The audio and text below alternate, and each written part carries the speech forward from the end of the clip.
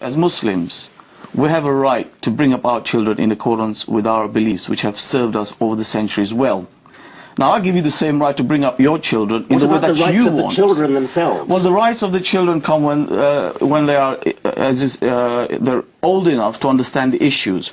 Until they get to that age, it's the parents' responsibility and duty. Do you teach them that apostasy should be punished? You may not share that, but that is my religion. That is the way I've been brought up, and I bring that child into this world, I educate him, I give him everything. It's my right to make sure that I bring him, and I take issue with that. You think that it's wicked, well, that's your point of view.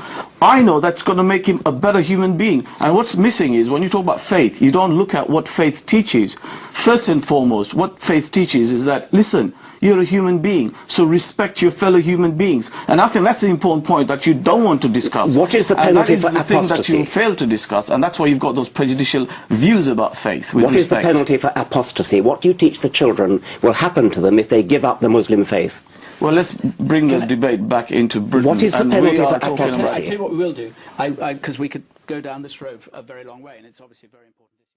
Meriem Namazi was born in Iran before her family left in the wake of the Islamic revolution. You are part of the British Council of Ex-Muslims.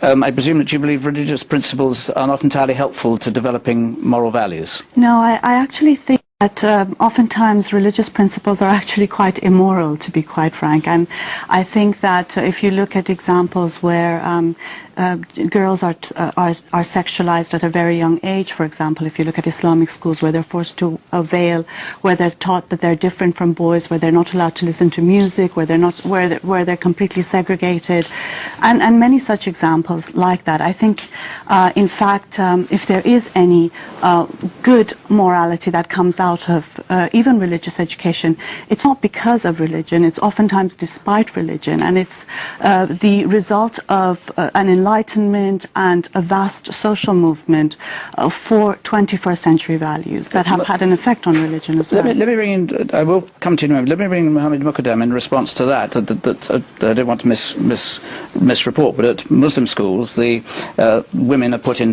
girls are put into a position where they are diminished as human beings. Well, it's often the case where people are ignorant of what goes on in faith schools and Muslim schools. The fact is, our schools are along a legal lines. They treat both sexes equally, provide them with the best opportunities. So it's often a case of people who have prejudices and ignorance. Mariam?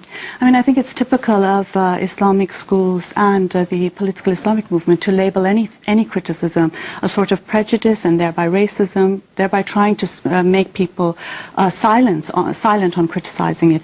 I think the issues are very clear. I mean, the head of the Islamia school, for example, was quoted in an interview saying that you're born a Muslim, you're always Muslim, you can't leave. And that's things that have been told to me untold times for having renounced religion and Islam.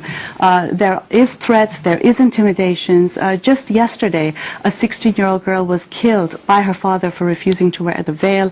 I think Islamic schools very much do suppress and restrict girls. Professor Dawkins said, if a child is born into a family given a certain religion, when that child growing up basically knows more about their religion, and as they grow up they learn about other religions and choose, and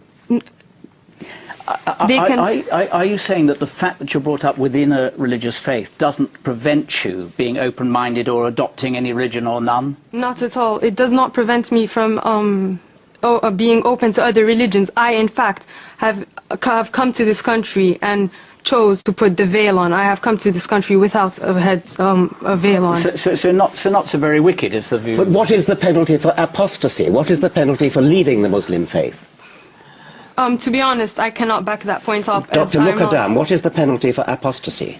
And, we keep coming down this apostasy. Give us a quick answer on what is the penalty for apostasy, and then we'll come to the audience way. You very well know, if it's an Islamic country, then the Sharia is very clear.